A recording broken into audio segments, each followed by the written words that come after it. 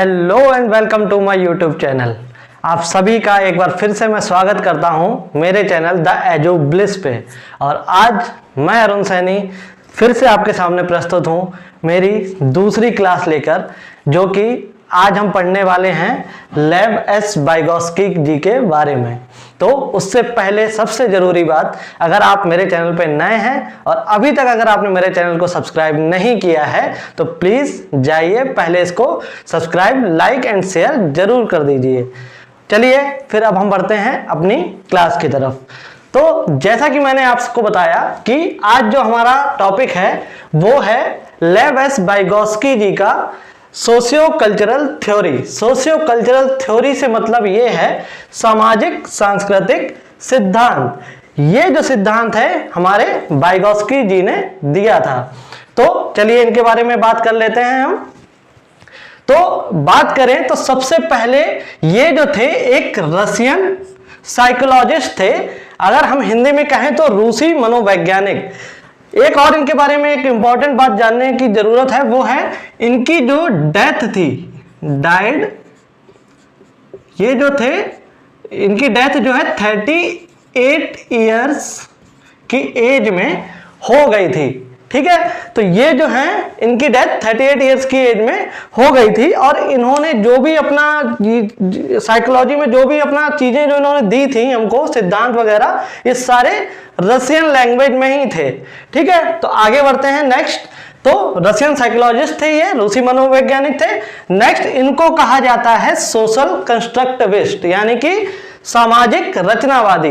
सामाजिक रचनावादी से मतलब ये है कि इन्होंने अपनी जो ये थ्योरी थी इसमें सबसे ज्यादा जो है समाज को बहुत अहम जो है बताया था हमारे अधिगम में।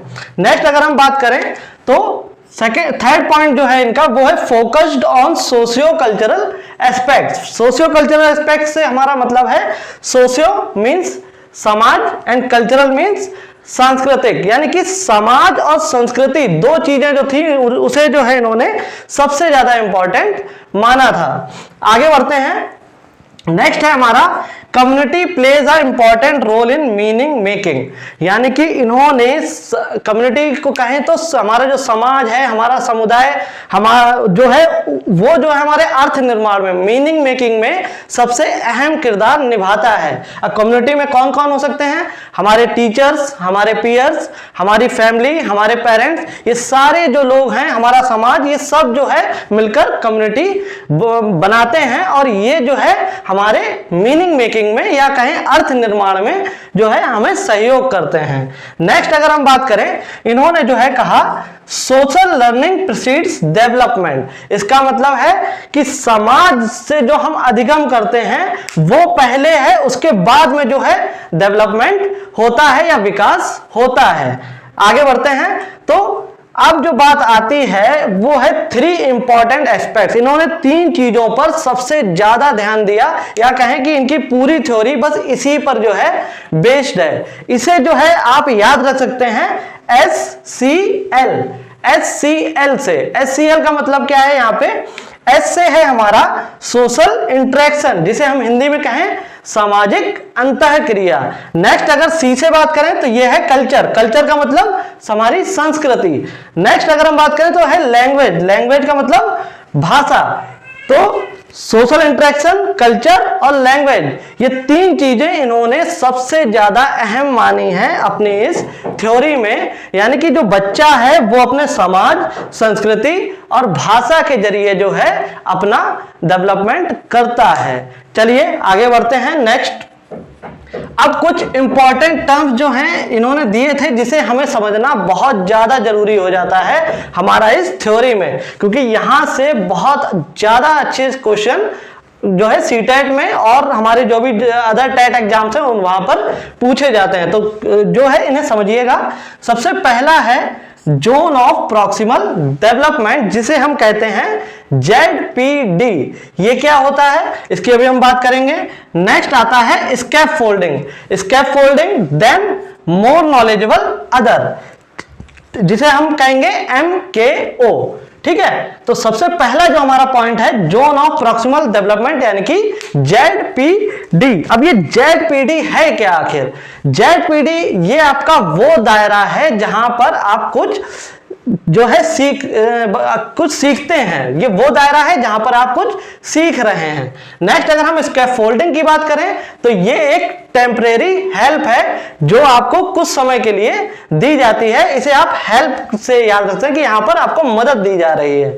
नेक्स्ट अगर हम बोले मोर नॉलेजेबल अदर, मोर नॉलेजेबल अदर का ये मतलब है कि ये वो पर्सन है जो आपकी हेल्प कर रहा है, चाहे वो आपके पेरेंट्स हो सकते हैं, टीचर्स हो सकते हैं, या जो भी, इसमें कोई एज का भी बाउंडेशन नहीं है कि केवल आपको जो है आपसे बड़े ही आपको कुछ नॉलेज दे सकते हैं, कोई आपका छोटा जो है वो आपसे कुछ ज्यादा जानता है तो वो इसमें वो भी आपको जो है कुछ सिखा सकता है, तो वो भी यहाँ पर MKO आपका हो सकता है। चलिए इसको हम एक एग्जाम्पल से समझते हैं।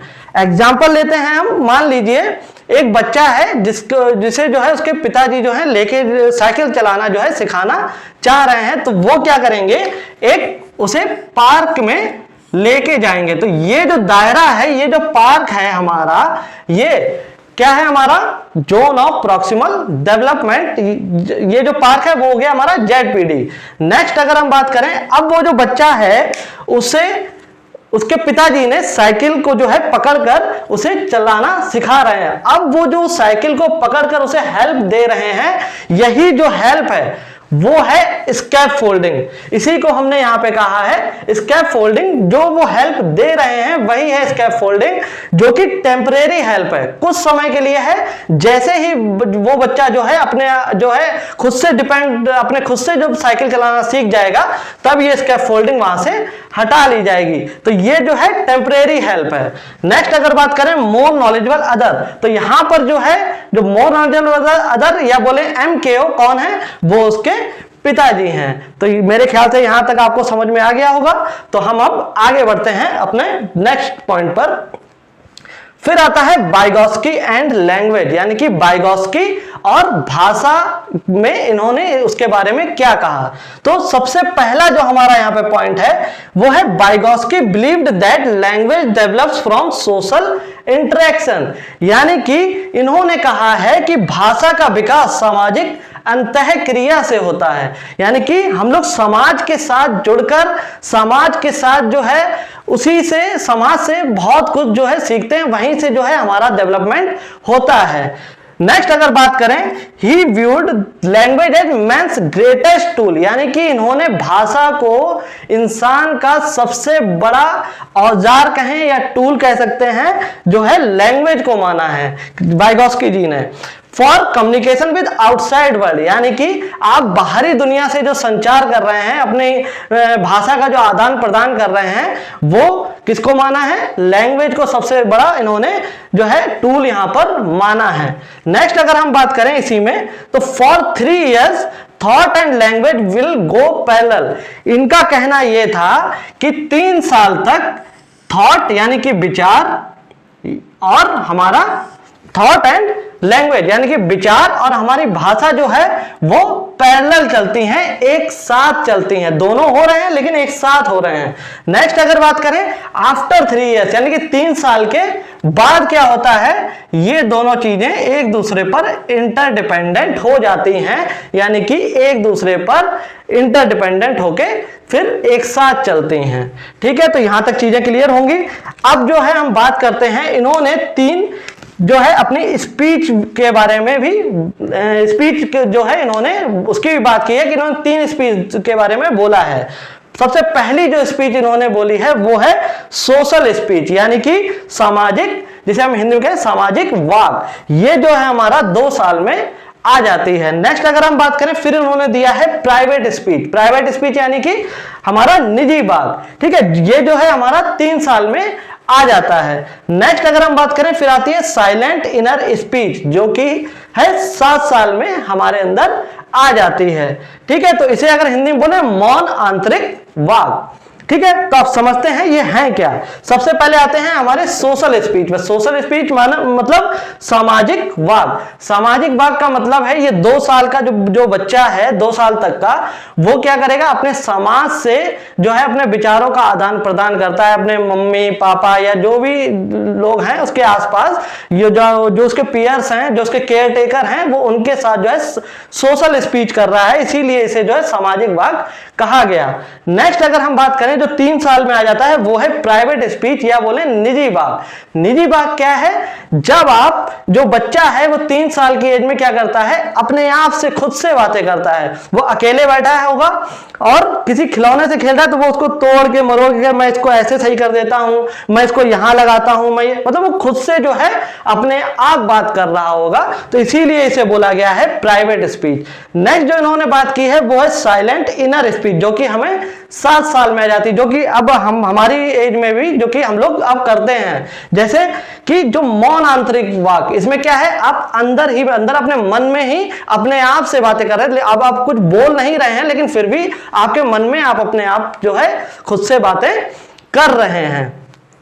आगे अगर हम बात करें, वेस बाइगोस्की जी ने हमको ये जो है कुछ टर्म्स दिए हैं, उनके बारे में भी हम बात कर लेते हैं। तो सबसे पहला जो है वो है कोलैबोरेटिव प्रोजेक्ट्स, यानी कि इसको अगर हम कहें हिंदी में सहयोगी परियोजना। सहयोगी परियोजना से ये है कि एक दूसरे के साथ कोलैब करके, ग्रुप एक्टिविटीज करके हम क्या करते हैं, यहाँ पर अपनी शिक्षा को ग्रहण करते हैं। नेक्स्ट अगर हम बात करें, फिर इन्होंने जो दिया है वो है रेसिप्रोकल टीचिंग। अगर इसे हिंदी में बोलें तो पारस्परिक शिक्षण।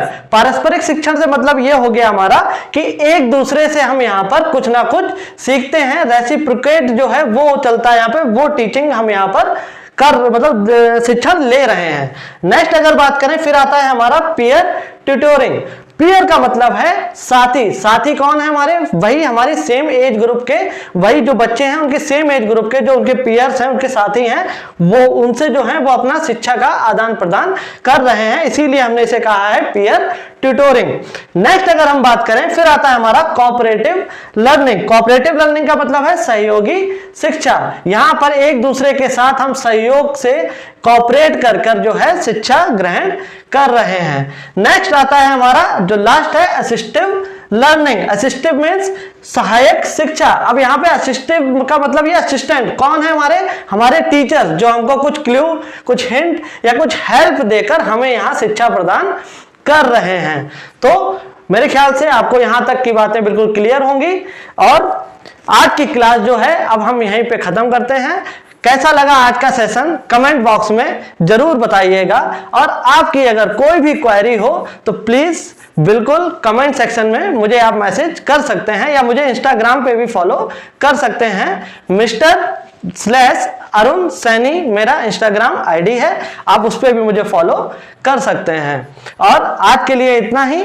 Thank you so much. और अभी तक अगर आपने मेरे चैनल को सब्सक्राइब, लाइक एंड शेयर नहीं किया है तो प्लीज और भी इंफॉर्मेटिव वीडियोस के लिए इसे लाइक, शेयर एंड सब्सक्राइब जरूर करें। Thank you so much.